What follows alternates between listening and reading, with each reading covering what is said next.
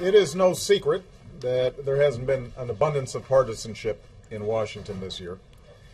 And that's why what happened on Saturday was such a big deal. Nearly the entire Senate, including almost all of the Republicans, voted to prevent 160 million working Americans from receiving a tax increase on January 1st. Nearly the entire Senate voted to make sure that nearly 2.5 million Americans who are out there looking for a job don't lose their unemployment insurance in the first 2 months of next year. And just about everybody, Democrats and Republicans, committed to making sure that early next year we find a way to extend the payroll tax cut and unemployment insurance through the end of 2012. But now, even though Republicans and Democrats in the Senate were willing to compromise for the good of the country, a faction of Republicans in the House are refusing to even vote on the Senate bill, a bill that cuts taxes for 160 million Americans. And because of their refusal to cooperate, all those Americans could face a tax hike in just 11 days. And millions of Americans who are out there looking for work could find their unemployment insurance expired. Now, let's be clear. Right now, the bipartisan compromise that was reached on Saturday is the only viable way to prevent a tax hike on January 1st. It's the only one.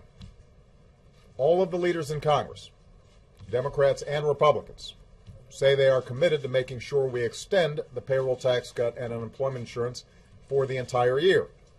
And by the way, this is something I called for months ago.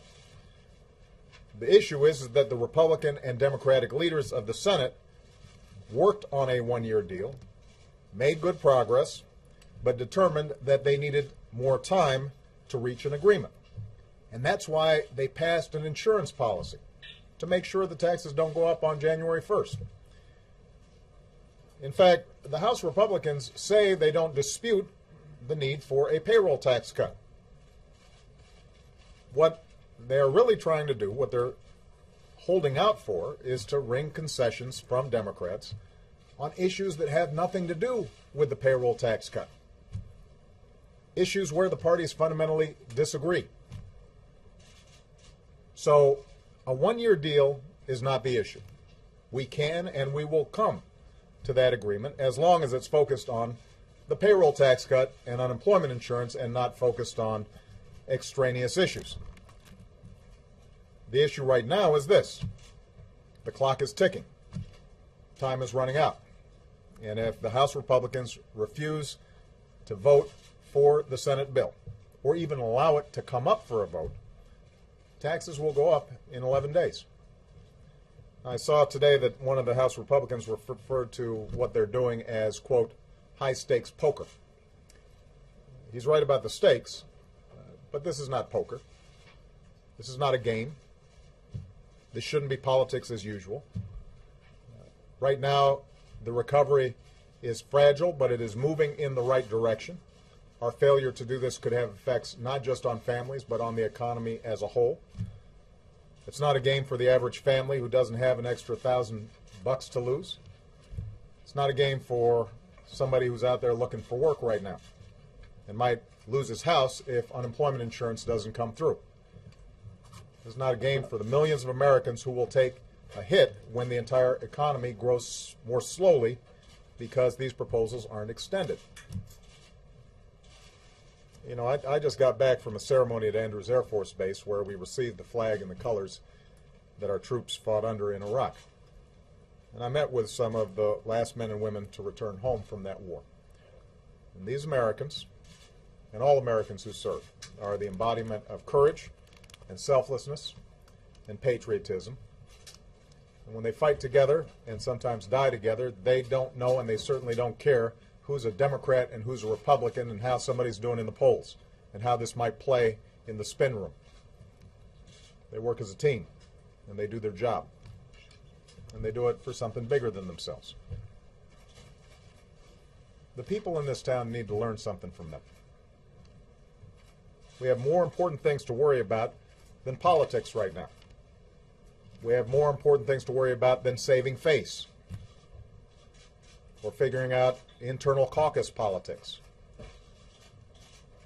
We have people who are counting on us to make their lives just a little bit easier, to build an economy where hard work pays off and responsibility is rewarded. And we owe it to them to come together right now and do the right thing. That's what the Senate did. Democrats and Republicans in the Senate said, we're going to put our fights on other issues aside and go ahead and do what's right on something we all agree to. Let's go ahead and do it. We'll have time later for the politics. We'll have time later to have fights around a whole bunch of other issues. Right now, though, we know this is good for the economy, and they went ahead and did the right thing. I need the Speaker and House Republicans to do the same. Put politics aside. Put aside issues where there are fundamental disagreements and come together on something we agree on. And let's not play brinksmanship. The American people are weary of it. They're tired of it. They expect better. I'm calling on the Speaker and the House Republican leadership to bring up the Senate bill for a vote and give the American people the assurance they need in this holiday season.